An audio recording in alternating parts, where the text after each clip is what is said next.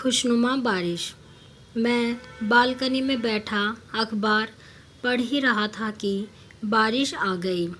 हवा के झोंके के साथ कुछ बूंदें मेरे चेहरे पर पड़ी तो जीवन की कितनी ही बीती बारिशें ताज़ा हो गई।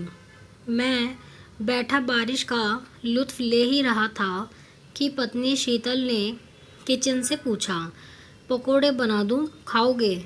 बना दो, खा लूँगा। यह कहते हुए मैं कुछ सोचने लगा। शीतल हर मौसम में मेरा ख्याल रखती है। मैंने कभी उसे बारिश की बूंदों को निहारते हुए निश्चिंतता से बैठे नहीं देखा। रिटायरमेंट के बाद की यह मेरी पहली बारिश थी। नौकरी की व्यस्तता के बीच मैंने कभी यह सोचा ही नहीं कि शीतल घर पर कितना कुछ करती है। मौसम के हर बदलाव तो उसके हाथों से बनी रसोई से ही होते। हर मौसम में वह सबका ख्याल रखती थी, बारिश का आनंद लेता। मैं सोच रहा था कि क्या यह बारिश सिर्फ मेरी है, उसकी नहीं। कुछ ही देर में मैं किचन में आकर बोला, सिर्फ पकोड़े नहीं, आज तो पकोड़ों के साथ बढ़िया चाय भी बनेगी, वो भी मेरे हाथों से। हैरानी भरी निगाहों से शीतल मेरी ओर देखते हुए बोली, तबीयत तो ठीक है ना आपकी शुक्ला जी? आप और चाय? आज तक पानी भी उबाला है आपने? नहीं उबाला तो क्या, जब जागो तभी सवेरा। अच्छा, यह बताओ कि 72 साल के शुक्ला जी का यह सवेरा हुआ कैसे? शीतल ने कढ़ाई में तेल डालते हुए पूछा तो मैं बिना कुछ बोले मुस्कुराता हुआ चाय के लिए दूध और पानी नापने लगा। कुछ ही देर में अमेरिका से राहुल बेटे का फ़ोन आया तो शीतल बात करती हुई बाहर लिविंग रूम की ओर चल दी। राहुल, तेरे पापा को आज न जाने क्या हो गया है, किचन के कामों में मेरा हाथ बटा रहे हैं। क्या बात कर रही हो माँ? पापा और किचन में? शायद फ़ोन के उस तरफ से राहुल ने कुछ ऐसा ही कहा। तभी तो शीतल आगे बोली, आज बड़े बदले बदले लग रहे हैं तेरे पापा।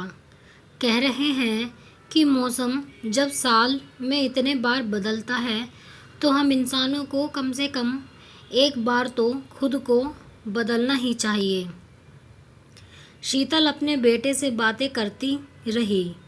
वहाँ उनकी बातें लंबी चलती रही और यहाँ मेरे हाथ तेज़ चलते रहे।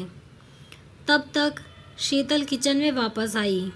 तब तक मैंने पकोड़ों के लिए प्याज, पालक, हरी मिर्च, हरा धनिया सब काट लिया था। चाय भी लगभग उबल ही चुकी थी। शीतल ने बेसन घोलकर फटाफट प्याज और पालक के पकोड़े तैयार कर लिए। वह आज मेरा बदला हुआ रूप देखकर इतनी खुश हुई कि उसने कई दिनों बाद अपना मनपसंद बारिश वाला गाना प्ले कर लिया, रिमझिम गिरे सावन सुलग सुलग जाए मन। वह मेरे बदले हुए व्यवहार से बहुत खुश और साथ ही अचंभित भी। शीतल समझ ही नहीं पा रही थी कि मेरे अंदर का यह बदलाव उसी की ही तो देन था। दरअसल कल जब वह अपने बेटे को फ़ोन पर समझा रही थी, देखो बेटा राहुल, किचन के काम अच्छे से सीख लो। कल को तुम्हारी शादी होगी तो मेरी बहू दिन भर किचन में ही थोड़ा रहेगी।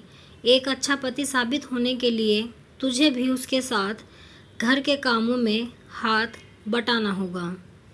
बस तब से मेरी आंखें खुल गई। आखिर मुझे भी तो शीतल के लिए अच्छा पति साबित होना चाहिए ना। और संतानें भी वही करती हैं जो उनके माता पिता करते हैं। यही सोचता हुआ मैं YouTube पर पनीर की सब्ज़ी की विधि देखने लगा। बाहर खुशनुमा सी बारिश हो रही थी। पर शीतल के चेहरे का शीतलपन देखकर लग रहा था कि उसकी खुशनुमा बारिश तो आज पहली बार हुई है।